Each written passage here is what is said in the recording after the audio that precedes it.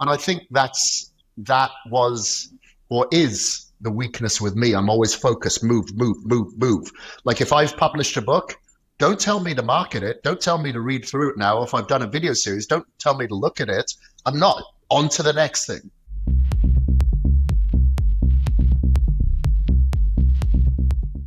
A lot of people know you the world over, Kris, for what you've done over the last 20 or so years. But can you take us back a little bit further? Because my understanding is you got into the gym and into bodybuilding off the back of an injury, right? Can you talk a little bit about getting into the gym and how your love affair with weightlifting started? Yeah, for sure. It's kind of very similar to how I got into biohacking. We can talk about that later. You know, a health implication happened, and that's how I fell into it.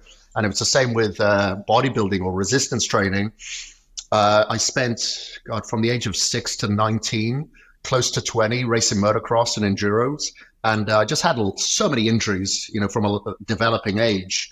And nothing really helped with the I'd say, the more impactful injury, which was my back, you know, such as chiropractic care or osteopaths or massage therapy. Nothing helped until I went to physiotherapy with resistance weights. I was alleviated of some of the issues that I was dealing with my back because my muscle had atrophied. I wasn't trying to build muscle, and I had a lot of pressure on my spine. So when I started to release that pressure from my spine from resistance training, I was alleviated of those issues. And then I was alleviated of the symptoms of depression that I had associated with it that I hadn't even realized I had. Because when you have that much pain, you kind of adapt and you get used to it. And I guess depression was one of those symptoms. So I was trying to escape the symptoms of the depression with and the symptoms of losing my identity, which had become motocross, with just doing drugs, drinking alcohol, partying, and that was my escape. But you know, I'd have to come back to reality every Monday, and unfortunately, it didn't get any better. Those Mondays weren't any better; they'd get worse. So I had to figure something out, and thankfully, the resistance training through physiotherapy, I guess, encouraged me so much more than anything that I'd learned in school, because I was retaining this content. I enjoyed the content that I was now studying. So I decided to go to college for 3 years in the 90s to study international health and sports therapy. And, you know, that's how I kind of got hooked on it from there, because I really enjoyed it. I found that was my purpose. I was kind of, after I, you know, gave up from motocross, I didn't know if I was going to make a career out of motocross. But I, you know, that become a reality, and I just didn't know what I wanted to do. I went and did 8 months of an engineering course, precision and maintenance engineering, realized that wasn't for me. Did a lot of other jobs, you know, working as a driver, a warehouse driver, warehouse furniture loader. I worked in a place called Oriole Structures that would put up like you know, like gazebos and stuff like that. I worked in bars. I did door work. I did all sorts. I was a building laborer, all sorts. And I just didn't know what I wanted. And that's when I found this passion. That's what I realized was my purpose. I want to talk to you about some of the defining moments of your professional life, but it seems to me that might have been one of those sliding door moments. You know, you're a young guy, you've had disappointment. The thing you thought was going to happen hasn't. There's the booze, there's the drugs. And on the other side, there's the gym and lifting weights. Do you look back, Kris? Is that the sliding doors moment when you're traveling, you know, the red eye flights, and you're thinking back about the defining moments of your life? Is that kind of where the fork in the road is? Yeah, 100%, 100%. Because if I look at where I was, even though I grew up on a farm, I quickly, after I'd given up motocross because I was so fixated, I guess I'd become addicted to adrenaline, and I couldn't get it anymore. And then I plugged myself into another community. I'm not saying it's a bad community, because some of these people are my friends now, but that community was just, let's party, let's see how far extreme we can take this. And, you know, I can see that's definitely a sliding moment, because some of those people didn't make it out alive. You know, some of those people are still there, and it's not a pretty sight. And that could have easily been me. So I'm very, very glad what happened did happen, because that was definitely a defining moment. I do look back and I'm thinking, how on earth did this happen? I've no idea, because I didn't plan any of it. You know, however I work today kind of dictates tomorrow. I don't think too far into the future.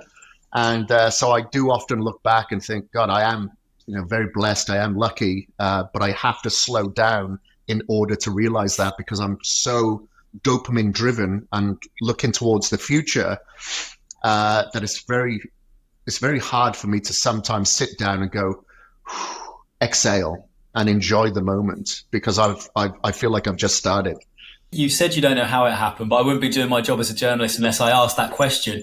In trying looking back, what were the key benchmarks, the key milestones that meant you went from that guy looking at booze and drugs or another path to getting where you are now, with the huge success, the respect, the admiration you've got across the globe? I mean, going back and telling that teenage kid, you probably wouldn't have believed it, but you've done it. So how do you kind of break down and analyze how you've got here?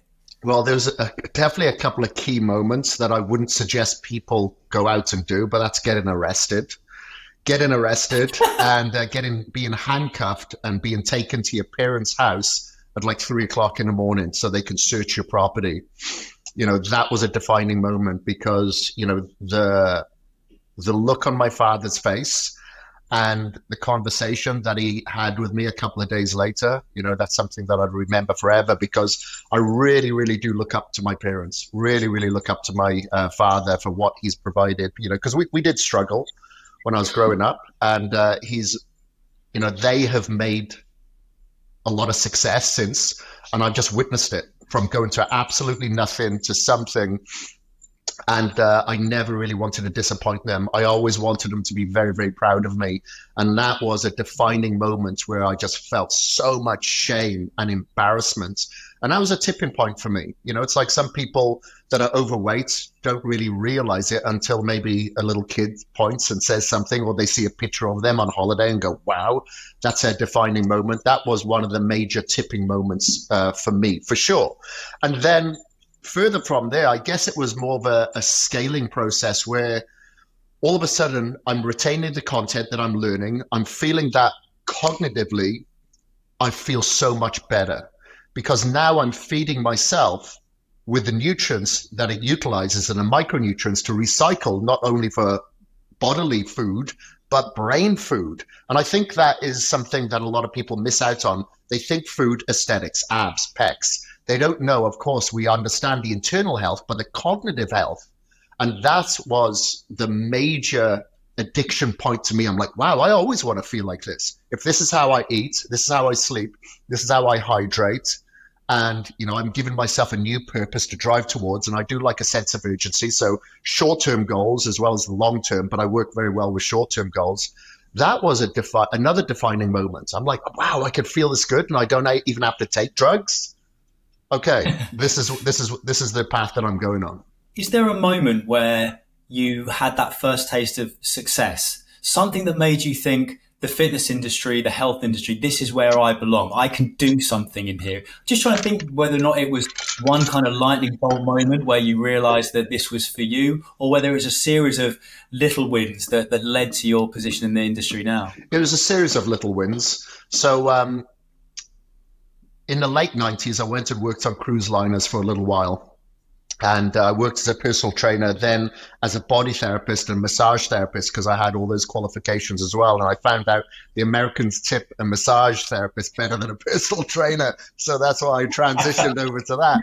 And then I moved to Australia shortly after. And within a couple of years of being there, I'd purchased my own gym.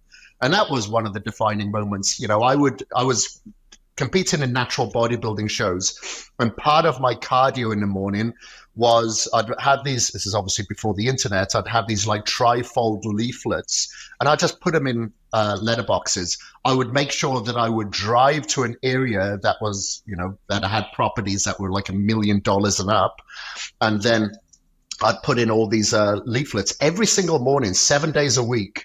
To try to get as many clientele as possible. So I'd train a lot of these people in their homes, in the park, on the beach. And then the money that I saved from that, I was able to purchase my first gym. And that was a defining moment for me. That was one of them. I thought, great, now I can do whatever I want. And I just focused on 8, 12, and 18-week transformations. So there's a sense of urgency. You can sign up for personal training like a pack of 10, pack of 20. I wanted them to have end goals, and then we could look at further goals from there. And I'd say that other defining moment was a couple of years after that. I started writing content. I failed in school, like absolutely everything. I hated school. So I bought Merriam-Webster's book on journalistic writing, taught myself how to write. And then I had a friend of mine, Gary Phillips, who was a photographer for Muscle and Fitness and Flex magazine, teach me how to shoot as well. And a lot of cameras do all the work for you. You just need to know the angles.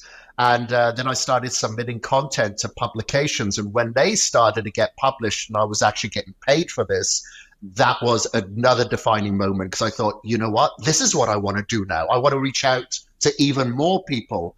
So that's when I gave up everything and decided, okay, if I want to do this full time, because I was doing it for Flex and Muscle and Fitness in Australian and a lot of European magazines, I wanted to work for Weider publications straight out of the US, be in Venice, California, the mecca of bodybuilding. So that's when I decided to sell everything, go there and kind of risk it all, really. And within 6 months, I got myself a writer's and photographer's contract with Weider publications, probably through annoyance, because I was just submitting so many articles, because I thought the more that I can write, the more that could possibly get published, the more that I could possibly get paid. So that was another defining moment for me to get into the journalistic area. I want to just unpack some of that, Kris, because the way you've just kind of thrown those bombs out there, I moved to Australia, I opened a gym, I moved to Venice Beach, I'm writing for the biggest fitness magazines in the world. You're kind of making these statements without really, there's no gloating there. These are huge achievements. But I'm trying to my question is, you make these huge achievements that for most people, one of those steps would be a career defining moment. You make them seem very easy. Was it, or was it just a relentlessness that you were never, ever going to stop until you got to where you wanted to be? Yeah, I didn't think that there would. I never have a plan B. I never think, well, if this doesn't work, I'll do this. I just keep going until it will stick.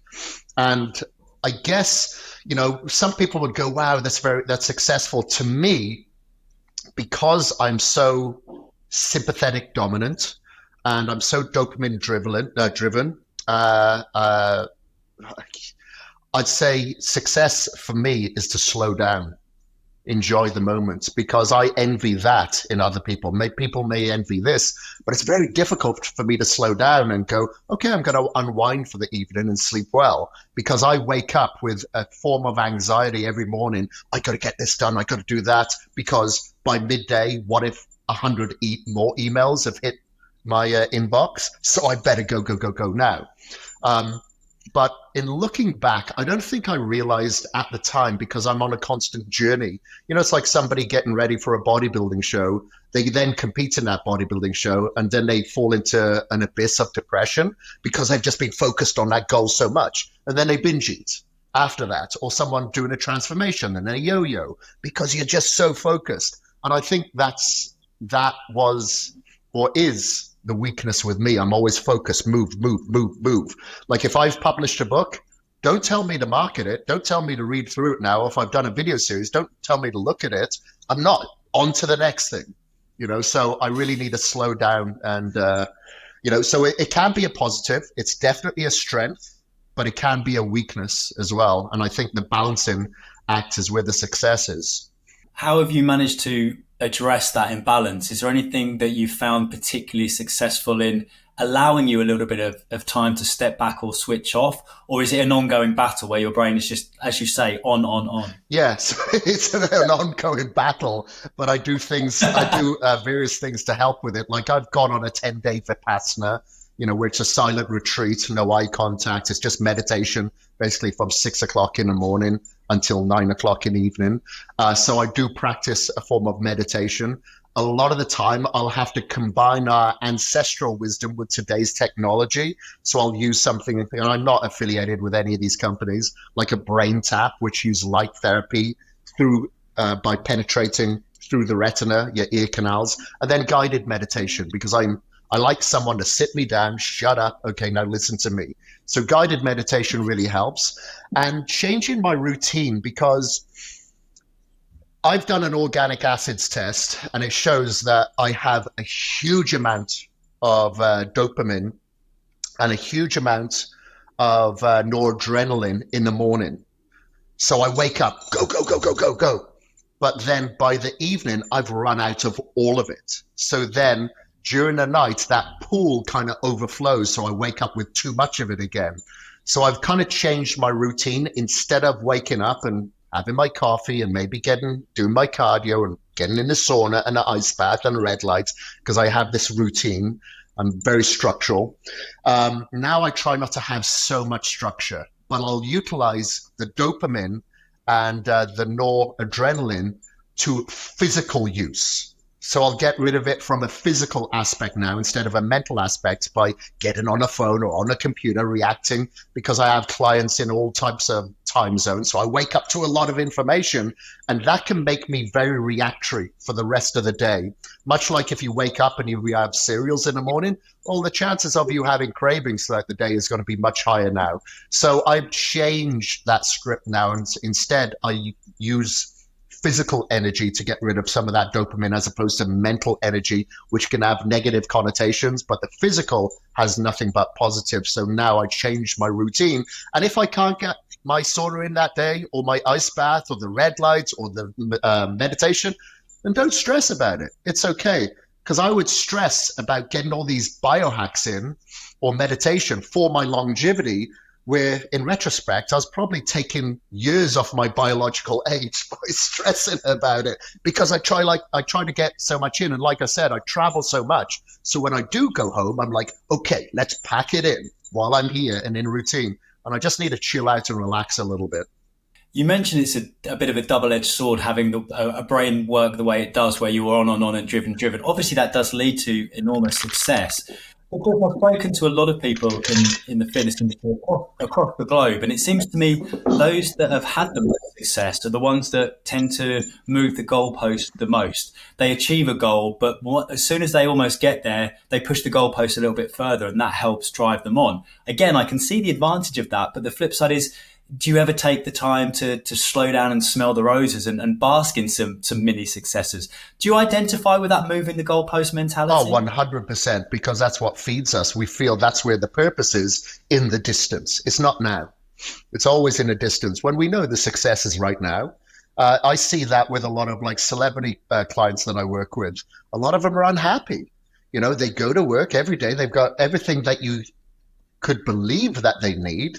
You know, they have financial success, they have homes in various places, but they're confined to the process.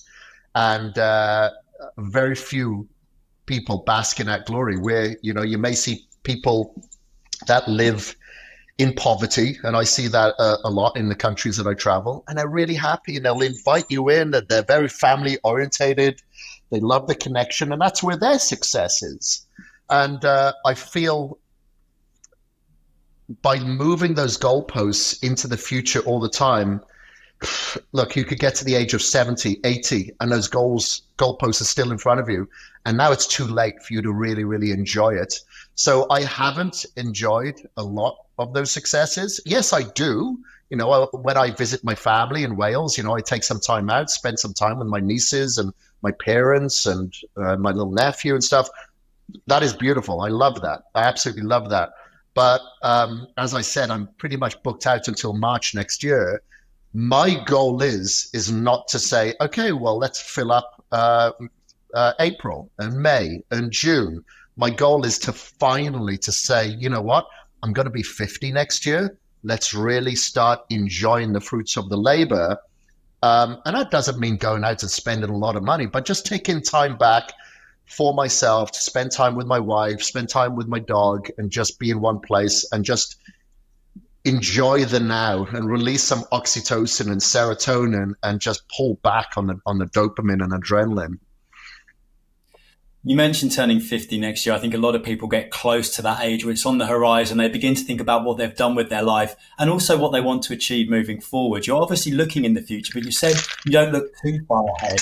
Are there any things as you approach such a landmark age, Kris, that you're like, I still have to do this? Is there kind of like that, I don't want to say bucket list, but a priority list of things you haven't done that absolutely have to be ticked off? And if so, what are they? Well, from a business standpoint, it depends if we're talking business or lifestyle. Lifestyle for me is travel. I just love traveling, going off the beaten track and experiencing new cultures. You know, that's very exciting to me. I like that.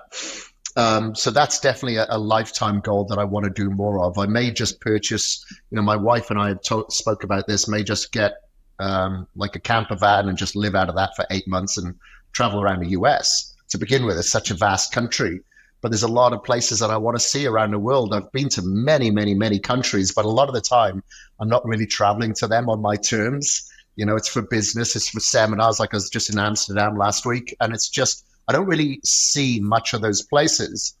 So I want to actually start traveling to those places on my terms and exploring a little bit more. That's one aspect. From a business standpoint, yeah, like I've got a gym franchise in India. We've got 13. I want to work on scaling them to 20. That's the goal. We do have a crazy amount of offers from people to open franchises, but we're very, very particular. So we make it very slow and very hard on ourselves, but we always want quality. And I call them academies where we can educate people. So we do it very slow and meticulous in that aspect, but we do want to get to about 20 gyms there. And then from other aspects, what I really like about the longevity and like this word biohacking does get bastardized a little bit, but I really do like looking into the new technology and how that's helping people and investing in some of those startups, because I see there's a lot of value in a lot of these. Now we see vagal nerve stimulators are coming out, and people like Pulsetto. People are having a lot of success because the world is becoming more stressed, more anxious, more angry. They're dealing with so many various mental disorders. So we're seeing the biohacking community and technology coming out with a lot of these products that really, really do help people. We see ice baths have become very trendy over the past few years. And I think a lot of it is because it tones the vagal nerve and it helps people with mental stability. Of course, it's physical recovery, but it's the mental stability, I think, is what's causing more and more people to use this as a trend. So, that's exciting to me. And that's where I want to put a little bit more time and effort into exploring those. You don't strike me as somebody who really does regrets. But looking back on your life up to this point, again, with a big birthday coming, are there any kind of mistakes you do look back on and think, if I had my time differently, I'd do it again? I mean, from a professional or a personal basis, Kris? No, I've had some very trying times in my past. I've had a broken marriage. I've had, a couple of businesses with business partners go wrong. And there's a couple of businesses, where I blame the business partners. And there's a couple of businesses that have gone wrong where I've blamed myself. But I don't regret any of them because I don't feel that I would have got here where I am right now without those mistakes. So I don't really call them mistakes. They're just challenges that we either learn from and we build upon, or we regress, we regret upon them. Like I lost my my visa to the US. I got chucked out of the country for a couple of years here. I had to go, I had to foreclose my property. I had to foreclose my investment properties, had to give away my pets, find homes for them, and, put everything into storage, not knowing if I was ever going to get back into the country. Like, that was a very trying time. I had a great job, just published a book through Simon & Schuster, which was then the second largest publisher in the world, but I couldn't promote it. And that was a really, really hard, difficult time for me. But in retrospect, I'm like, so glad it happened because maybe I wouldn't be where I am now. So what happened and how did you begin to rebuild your career and bounce back? Well, luckily, I was the editor-in-chief of bodybuilding.com at that time. And luckily, Ryan DeLuca, who was the founder of bodybuilding.com, completely supported me at that time. He allowed me to continue to work for bodybuilding.com, even though then I had to move back to Wales. And, I went to immigration, I think it was on 7 occasions with a waiver. And every time it got declined, because the people at immigration can have more power than the president. They, if they've had their coffee in the morning, sure, they'll stamp it. If they're not feeling good, they don't stamp it. So that was very, very difficult. But I just kept sidestepping. So I went to India and I did a book signing.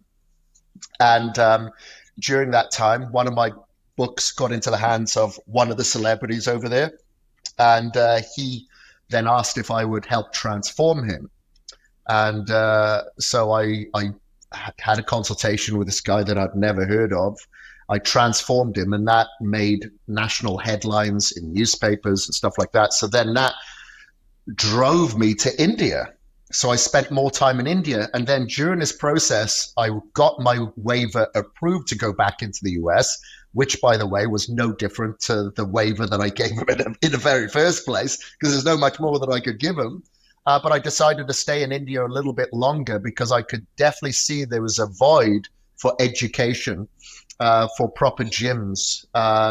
So I started flying in a lot of other international trainers from the US and the UK to help facilitate this demand for like celebrities over there to transform. So I didn't dwell on it. It was a hard time, but I knew that I had to keep moving forward somehow. And that was a perfect sidestep and transition before moving back into the US, which was like 2016. Focusing on India, you've obviously had huge success out there. Are you still surprised a little bit by the lack of awareness that the West has in the fitness industry on just how big a market India is and how big the opportunity is out there? For sure. With no doubt. We don't really realize anything exists over there until you go there and you're actually part of that community and you're plugged into it. It's huge. It's absolutely massive. And the one thing I do love about countries like India is that their passion for knowledge and to learn more is just massive. Like I do quite often, I'll do some tours with educational seminars. I did one some years ago with Ben Greenfield from the biohacking space, and we're probably going to be doing one again now in January and February. And just the amount of interest and educated questions that we got really blew me away. There's such a need there. And what I see, like for instance, what happened in the fitness community and bodybuilding community, I'd say like in the late 80s, 90s in America, when you'd have your Van Dams and your Stallones and your Arnold Schwarzeneggers really dominating the screen. And obviously gym culture and supplement companies kind of blew up following that. I saw that happen in India, and I kind of see that happening now with the longevity aspect, because India does have the highest and quickest growing rates of diabetes in the country. And there's a more need and awareness for people to get their health back on track. And there's a lot of passion for it. However, their cultural demands around food is like the fast food culture that we're dealing with in the US and in the UK, well, especially in the US. Those cultural norms really hold people back because there's so many celebrations, and the celebrations are surrounded by sugar and fried foods. And and that's where a lot of the health issues are coming from. With, again, your big birthday coming up next year, I hate to keep reminding you you're going to be 50. No, it's okay. It's fine. I feel good. I feel a lot younger. How important is legacy to you? You've obviously had enormous success in multiple different parts of the fitness industry, but is that something that drives you, having a legacy, being remembered for something, or are you always kind of looking at what you can do in the short term? No, I don't. I guess I don't really think too much about legacy, but a video series or video trainer, I should say, which is a video series over a 12-week period where somebody watches me every single day for 12 weeks. The most recent one that I just released is called Legacy, because that is my last ever fat loss video trainer that I'm filming. These video trainers are huge undertakings. So it is something that I am thinking about. And I guess in a world of so many influencers out there online now, I just want to be real. I want to be remembered as the one that was very authentic, that was humble, that some people, who've known me for years and they've seen me years later, they're like, wow, you haven't changed. Well, I want to change for the better, of course, but I just want to keep everything intact and not take any of this for granted, because I'm not qualified to be anyone else. So I want to be myself and want to be authentic, but I want to ensure that, I just have a no bullshit attitude. And I guess I want to be remembered of that. No gray area. It's black and white, and authenticity is organically thrown into that mix. It leads nicely on to my next question, Kris, because it's going to be, what is your advice for young people wanting to make a name for themselves in the fitness industry? We've talked about influencers briefly there. It seems that you're rewarded by being very controversial, by being very outlandish. That's what the algorithm is going to reward. But authenticity is obviously very important to you. What's your advice for the next generation of people who want to emulate you? How do they stand out? How do they make themselves heard? Yeah, there's so many different ways of doing it. I'd say find your niche. Like for niche, my niche is like transformations. You know, of course, I do help professional athletes. I do help actors or celebrities. But the main niche for me is transformations. You know, helping someone regain their life, not only from the neck down, but from the neck up, because obviously that's where the real transformation happens. And you're just as much a life coach or psychiatrist, even though I'm not qualified to be one, feels like that, or a parent, as you are a trainer. And you have to be that confident, or confidant, I should say. But I'd say find your niche. That's the number one. But don't try to be different because of the sake of it.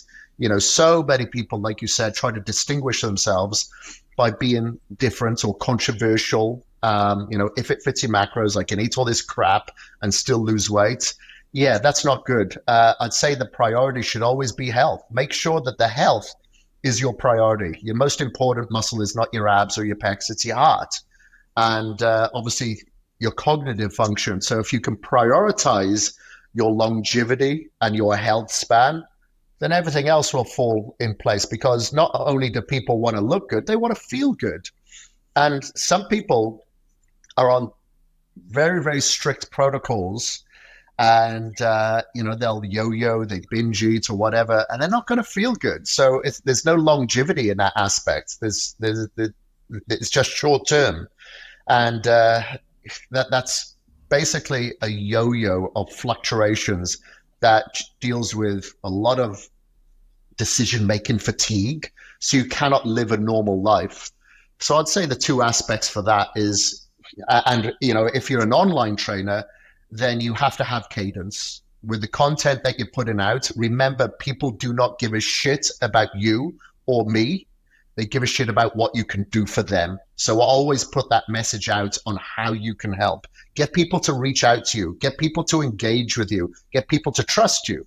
And that's what I do with these video series. I just I wear my heart on my sleeve with these video trainers. So people get to know me. People get to relate and engage. And I think that's the biggest part, is getting people to engage with your content. And if it resonates, great. If it doesn't, don't be shy in referring those people to someone else who can help them. You and I will remember when the only fitness information you could get were magazines, right? Which to a lot of young people would just seem like an alien concept. These magazines don't exist anymore. We then saw the transition into websites like bodybuilding.com, runaway success, hugely popular and influential. And then into social media, where we've seen almost the complete democratization of fitness information. Anyone can find an audience and give them advice.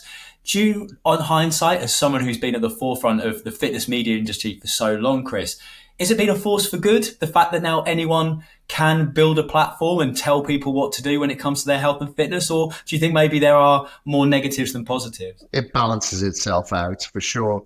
You know, I guess I'm one of those people that I don't really look at a lot of people's social media accounts. I've never been into reality TV, and a lot of it is like reality TV. However, I will look into accounts that is inspiring to me, or maybe fun or educational. You know, I love certain types of sports, so maybe I'm going to follow some sporting events or athletes, something like that. Something that's going to feed me. So I'm very particular on not allowing social media to use me. I use it. And a lot of people use it to their advantage, but that's not always a good way. So you have to, you know, even when at bodybuilding.com, we'd have so much content going out that would contradict each other. So you just have to be very, very careful that the content or the person that you're following has authenticity behind them. Maybe do a little bit of research, follow them for a while and see if it resonates with you. I'm sure there's a lot of people that follow my content and it doesn't resonate completely with them. But what I do encourage people to do is, like, write your own book. You may get a chapter from this person, get a chapter from that person, and take whatever positives you can take from everybody, but disregard the negatives. If the negatives don't work for you, of course, disregard it, but just take on the positives. and utilize your own program. So for instance, if you're following like a training style that I encourage, but then a training style that Dorian Yates encourages, and then something that Mike Mentor or someone else encourages, then maybe do 1 week of that, 1 week of what, 1 week of that, and see if that works for you. It doesn't have to be one all and be all.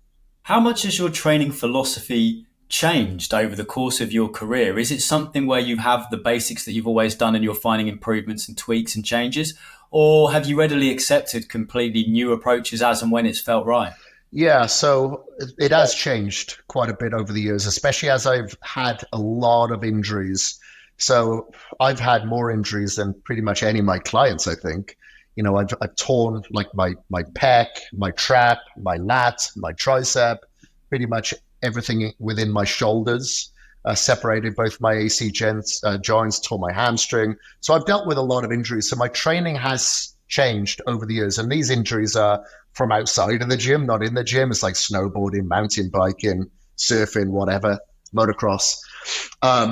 It has changed from that aspect. So I used to train very heavy duty. You know, I'm good friends with Dorian Yates, and I used to train that sort of style. But with my structure, which is definitely my mother's side of the family, more smaller boned, but I've got my father's side of the family's strength, just naturally strong. They don't mix well together. So the heavy duty, I kind of threw out many, many years ago, probably about 13, 14 years ago. And I train with a lot of intensity now, high repetitions, short rest periods with a lot of intensity. But I'm one of these rare people that loves cardio. I absolutely love cardio. Hence why I've done like 4 Ironman triathlons. I've done ultra marathon because I love cardio. So that allows me to recover very efficiently between my sets, so I can do very high repetitions and push it to failure, but rest for a minimal amount of time. And I believe not only the trauma from resistance, but the trauma from intensity does create growth as well. So I always go into the gym looking for a traumatic experience. And it isn't always a lot of resistance, because that can lead to injury, especially over time. And what I did in my most recent video series is cycled my training. So for 1 week, it's very low repetitions. Next week, it's medium repetitions. And then 1 week is just all out. So anywhere between 10 and 50 repetitions, all within one workout. And then I'll go back to week 1. And that seems to work well. And it gives the body and the central nervous system a little bit of a rest and recovery, as opposed to just smashing it every single time. Because there's only so many clicks that you get off that pen. I'm glad you mentioned triathlon, because I wanted to ask you about that. You're not, let's just say, the typical build of a triathlete. When you're on that start line and the other competitors take a look at you, are they doing double takes? Yeah, and you know what I love about the triathlete or Ironman community is that they're all so supportive. So yeah, a lot of them will say, they'll comment, they'll ask something, and even when we're actually out on the race course, you know, people will say, "Hey, nice calves, dude," you know, or something along those lines. Because yeah, I look very, very different compared to the other people out there. Yeah, like the last Ironman that I did, I was like 220 pounds at like 5'8", and a lot of these guys are like 160 pounds. So obviously I stick out a lot. What's been the biggest change in training as a concept in the time that you've been involved? Because obviously we've seen the transition from gym floor personal training to online, and online is huge now. For better or for worse, obviously it's a lower barrier to entry, a lot of turnover, the standards aren't there. Would you say that's been the biggest change that you've seen, just the huge explosion of online training? Yeah, for sure. Because like when I started out, yeah, there was personal trainers. You would never get personal trainers for say bodybuilders though. You know, there's a few trainers out there. There's Charles Glass, Hanny Rambod started a little bit later as well. Then like Neil Hill from the UK there. But before then, there was no trainers. So to see that's definitely the biggest transition. And then, like you said, online training. So, you know, the majority of my clients are overseas. But the great thing is, like, I just had a client who was shooting a movie in Italy. He was able to send me pictures and videos of what he looks like, so I can help him through the carb load process and understand exactly where we need to be. And I've worked with that client before, so it's a little bit easier when it's your second or third time to kind of peak.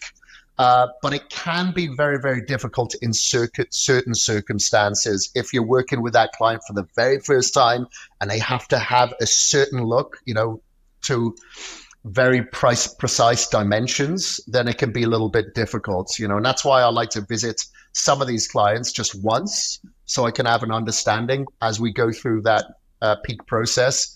The second and third time's a little bit easier. But the wonderful thing about it is that a lot of these people don't have the support of their families. They don't have a trainer within their vicinity that they feel that they can relate to or trust. So they're able to, be in a town in South Africa or something like that and reach out and engage with you. And if you've got a private community that is engaging as well, now they feel closer to that private support group than they do to their own family or support that they have at home, which is very, very good and encouraging, because you know what it's like. It's weird that we live in a world where if we could be at a social gathering, but if one of us breaks out a Tupperware container and wants to eat food that is actually good for us, then people can kind of frown upon it or think it's a little bit alien, which is the complete opposite of what life should be. But that's reality, where they feel now, because they have this support group that we're able to offer online, that they don't feel so alienated because there's other people within that group that are doing the same thing. I've spoken over the course of my career to a number of leading bodybuilders and physique fitness models, and a surprising number of them, at least to me, have admitted some sort of body dysmorphia, some sort of eating disorder, looking at their bodies and just not being able to see what the rest of the world see. Kris, is that something you've experienced? Obviously, you've built your physique, you've had that amazing physique and still do. Have you ever encountered those kind of emotions? And secondly, are you surprised by how often we see it? Is this a new thing, or is this something that's always existed? It's just more obvious now because people are more open about the mental health battles they're having. Yeah, it's. I think we're seeing a lot more of it because I think people are encouraged now to talk about it, especially men, where, I definitely come from an upbringing that you definitely wouldn't talk about it. It's toughen up, shut up and toughen up. And it's okay, it worked for me. But I could see how it wouldn't work for a lot of people. And now we're given more platforms to communicate. Like I just spoke to my therapist this morning, and she's based in the UK.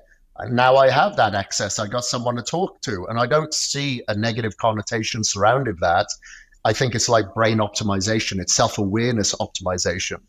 But as far as the body dysmorphia, yes, like I've known for many, many years and seen it within like the bodybuilding culture. Those people either got bullied, they had, confidence issues, lack of confidence, so many different things, which led to them to create this shell around them, which gave them more confidence. A lot of these people are still introverts, so I'm quite the introvert. And I think a lot of us train, and not for the physical aspects that we get out of it or the aesthetics. It's the therapy. It's the therapy. That's what we get out of it. And that's why it's very difficult for a lot of us to pull back, because it's a necessity. If you were to ask myself or a lot of these other people, like, how do you stay motivated? It's like, I don't know how not to train. It's a necessity for me. It's like me getting my AA batteries in the morning. If I don't want to train, I may not be a good person to be around. I may be a little bit more highly strung. So it's a good outlet. Now, it doesn't have to be weight training. It could be going for a run. It could be a yoga session, a game of tennis, just some sort of physical outlet. It's like if you leave a dog at home and don't walk him for the day, he's probably going to chew the house apart. And I think it's the same with the human psyche. We just don't realize it. A lot of this frustration comes out in different ways. But I think if a lot of people had more physical activity, and we know the longevity aspects associated with it, I think that would help a lot of people with their mental condition. I've seen it with people that are dealing with like anxiety, depression, and that physical aspect has been the perfect pill for them to take care of it. With social media now, Hollywood stars and Bollywood stars as well the average guy, the average girl on the street just thinks they train hard and eat really well, where obviously people in the know, there are performance enhancing drugs and other things going on. What's your take, Kris, on whether or not there should be more transparency, when the likes of the big Hollywood A-listers, should they talk more about their drug use to kind of normalize it? Or can you understand their position of keeping it to themselves? Yeah, I'll say one thing. So with my clients, I don't help anyone on. If anybody has ever come to me to say, can you help me with steroids? I'm like, that's not my deal. I can refer you to somebody who could help you, but I don't train anybody in that way because I've always trained as a natural athlete myself. And my priority is to reduce my biological age. Now, I understand if people have major low testosterone levels, like I know since the C word happened, a few years ago, people got long COVID and it really negatively impacted their testosterone levels and they couldn't get it back. Okay, so if you need to do testosterone replacement therapy, okay, I understand. As long as it's under a clinician setting and you're controlled and, we're looking at your blood markers, then that's absolutely fine. But when it comes to a lot of people that are taking steroids, mainly bodybuilders, but yeah, it could be celebrities as well. I don't know if the transparency would be a good thing or a bad thing because that may just encourage people off the street to go, okay, well, he looks like that. Because of that, I'm going to go and take it and probably double the dose. Because what I have found, like with professional bodybuilders that are very, very smart about what they do, they take half the amount of the recreational person off the street who's trying to look like that. Because they've gone online and seen a cycle that someone thinks that somebody is on, and then they take that, and sometimes, what the humans are like, they're like, well, if this is good, then more's got to be better. And I think that could just open a can of worms should they do that. But I do understand the need for transparency out there.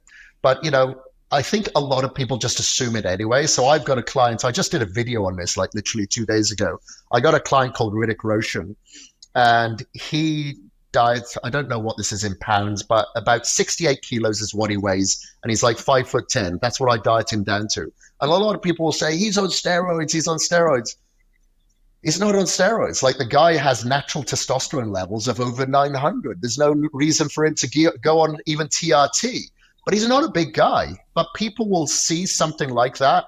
If that person has a physique better than themselves, then the assumption is always steroids. Are you aware of the growing recreational users? I think that's something that feels like, I don't know, I'm loath to call it kind of the Love Island generation of all these young guys. When I was 19, no one was stacked. And now you look at young guys and they're all in incredible shape. Now, that's great if they're taking better care of their physical and mental health. But you also hear the kind of scare stories in the mainstream media about the steroid epidemic, guys using it recreationally, still drinking, still doing other drugs on the weekend. Is this something you're familiar with, or are you just kind of out of the loop on that? I guess I'm a little bit more out of the loop, like I know when I was younger, a lot of bodybuilders would go overseas. They'd go to a place like Turkey or whatever, and then they'd come back with a load of steroids and sell it to other people in the gym just to pay for their holiday, really, and get some extra money from it as well. So I know that was happening a lot back then. And I'd say it's probably no different now. I can't, maybe it is more prevalent, but like you said, I don't really look online at what other people are doing. And I am a bit of a hermit. So even though I am front facing online a lot, all other times I'm very much by myself, so I don't really engage to find out what other people are doing. I don't, if I'm at an event like an expo, yeah, there's a lot of people there I know, but usually you're working at that expo, so you don't really engage with other people that much. Well, I don't. At the end of the expo, people want to go out and party or go out for dinner. I just go straight back to my hotel room. I wanted to finish on biohacking because it's something we've alluded to several times throughout the conversation. It's obviously one of the big growth areas in health and fitness, popularized by the likes of Andrew Huberman. What are your non-negotiables? What have you found have given you the biggest bang for your buck? Is it, the red light therapy, the ice baths? Talk us through what you absolutely think people should give an experimentation of. Got it. Yeah, I was actually with Andrew Huberman here just 2 days ago, actually, speaking of which. But I'd say the biggest thing for me has been, well, there's a couple of things, and it's all dependent on that individual as well. But the biggest thing here, can I give you three? I'll have to give you three because it's all dependent on the situation. So when I'm in a very built up area, such as LA, where I am now, or if I'm in Mumbai or in London, grounding or earthing helps me a lot because I feel that I am electrosensitive to EMFs. If I don't ground myself a good couple of times a day, especially before bed, I find my sleep is very much disturbed. Now, you can't say that's a placebo effect because I measure my sleep and I'm sleeping, but I just sleep so much better throughout the night. I don't wake up so much or have disturbances if I earth myself. But when I'm home in Boise, I don't need to as much because I don't feel like I'm being penetrated with Wi-Fi and satellite signals and EMFs. But when I am at home, the cold therapy is definitely the most beneficial for me. Now, you could do cryotherapy, you could have cold shower. I do ice baths. Because it just provides so much more mental stability for me throughout the day if I start my day with an ice bath. I just found that I don't react as quick when I do so. And the third one for me has been stem cells because of the amount of injuries that I've gone through. Like I tore 68% of my tricep off like a couple of years ago, ragdolling it after snowboarding. And I was told, that's it. You're probably not going to be lifting dumbbells again in a pressing movement. And about a year later, they were right. I only had like 20% of my strength back, and I was dealing with about 70 to 80% discomfort still because they had to drill through my ulna and my humerus and reattach the tendons. And it was just the surgery was much more complicated than the actual injury. But then when I went and had stem cells, and I had stem cells before in 2017, and this was like 2 years ago, I had them again, and it was like the best money I ever spent. And obviously stem cells and hyperbaric oxygen and other things can help reverse your biological age as well. Of course, meditation, going to bed early, eating humane raised, organic, wild caught, etc., is all good for reducing your biological age. But I feel that stem cells gives much better quality of life. So it reduces the stress and can reduce your biological age as well. So I'd say those three are the biggest for me. And the two are obviously accessible to pretty much everybody. The third one, that's a little bit more invasive and a little bit more expensive.